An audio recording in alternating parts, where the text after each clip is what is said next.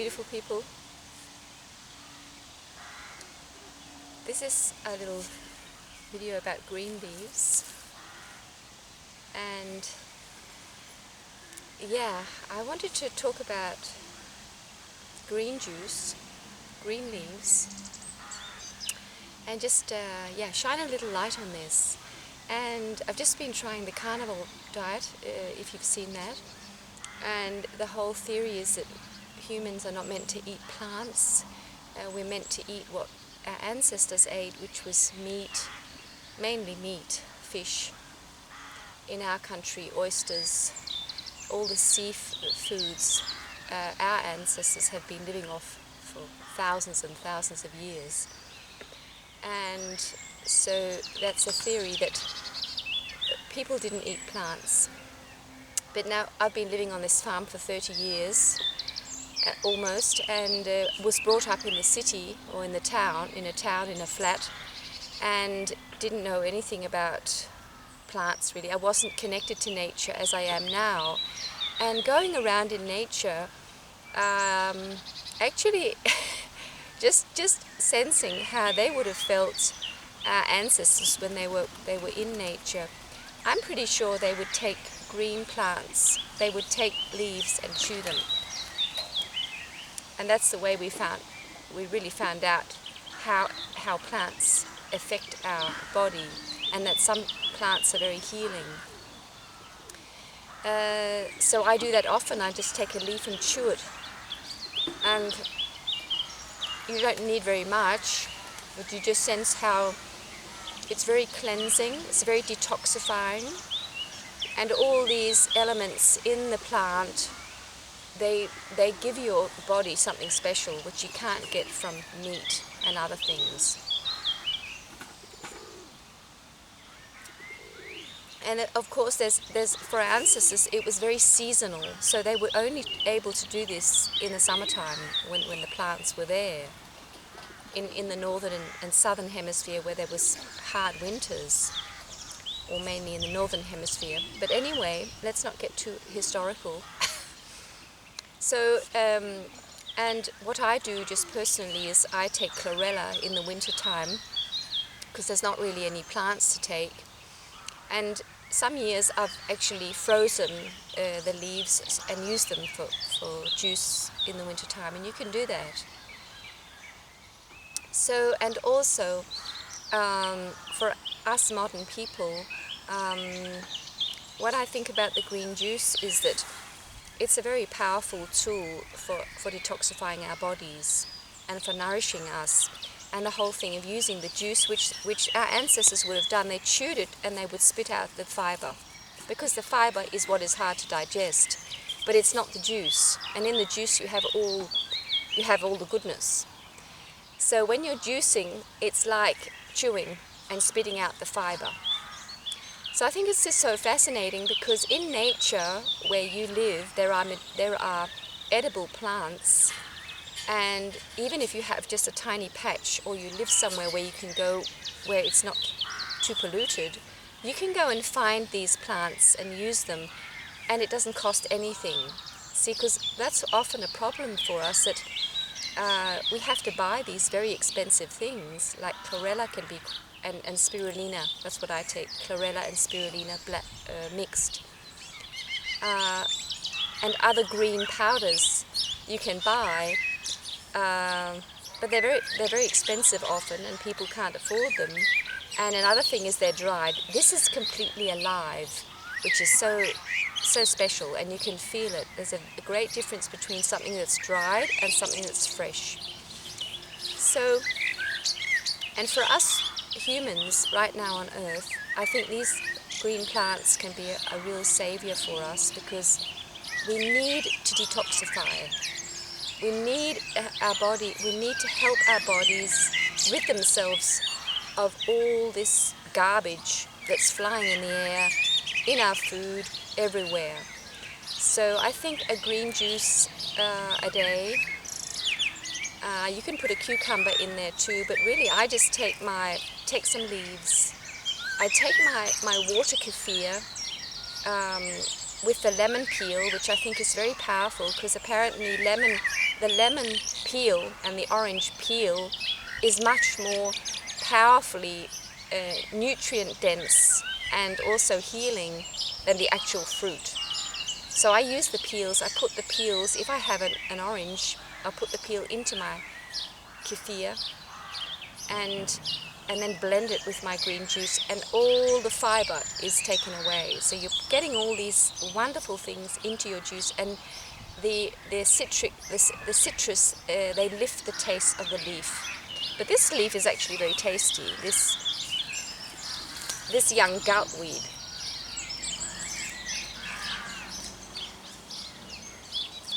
It's very lovely. But I would not swallow this fiber, because I know that's going to irritate my gut so much. So let's just go and have a look. And this is the goutweed flower, which we have discovered that is so beautiful. Why take it away? But now we have a lot of space, so we don't have to think about space. But here we have the narrow-leafed plantain, which is, you can use it for cooking, and it grows so well where we live. We don't do anything; it just comes. See, these plants, they just give themselves to us. They come without us doing anything, and I make green juice from this. Very delicious and very, very healing, and it's very much like the dandelion, nutrient-wise.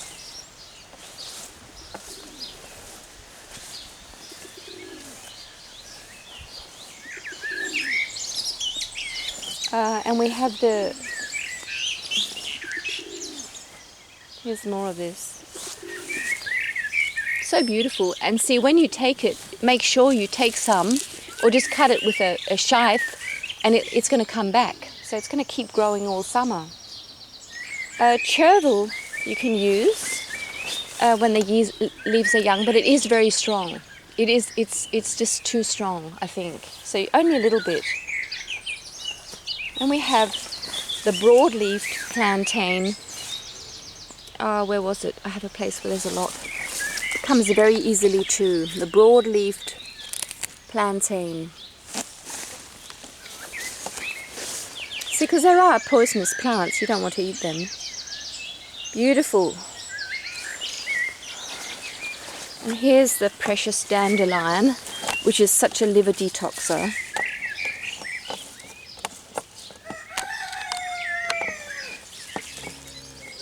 I'll pick that for today, actually, because I'm gonna make myself a juice in a while. I just have it when I'm hungry in the morning as my first meal, and that will prolong the fast, the night fast. So that's how much I use.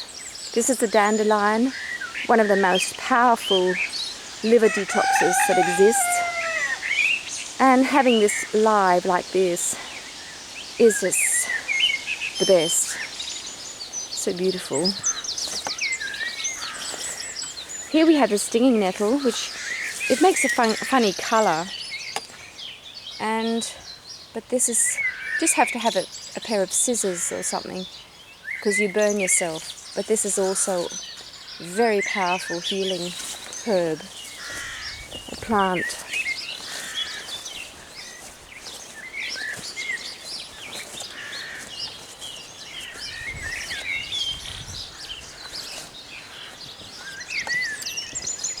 So this is another one. I don't know what it's called in English. We can have a look.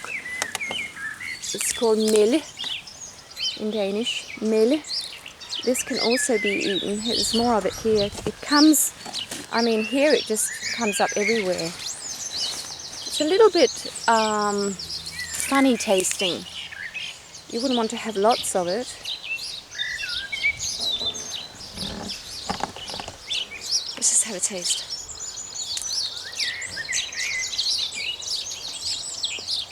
It's a bit, yeah. It's not real great. I think also this one you can use. This is a goutweed, but in here is this one. which I'm pretty sure you can use also. Very mild tasting.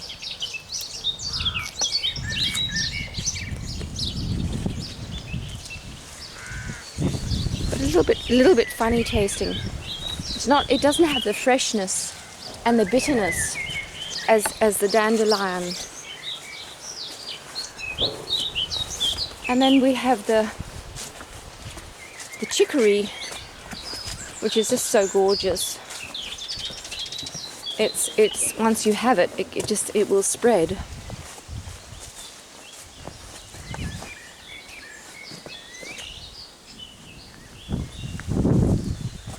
Here it is, it's going into flower. And you can use that like, I've got a video with the chicory juice. Very powerful.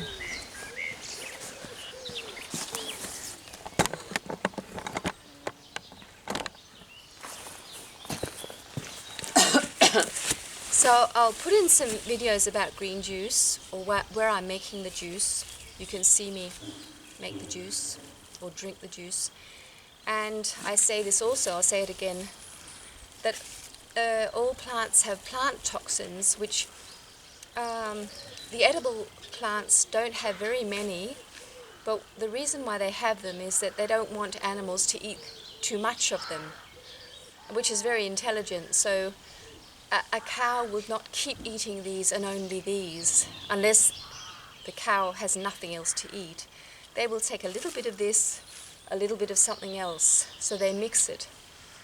And for us humans, it's of course when you make a juice, just sense what your body what it feels like for you.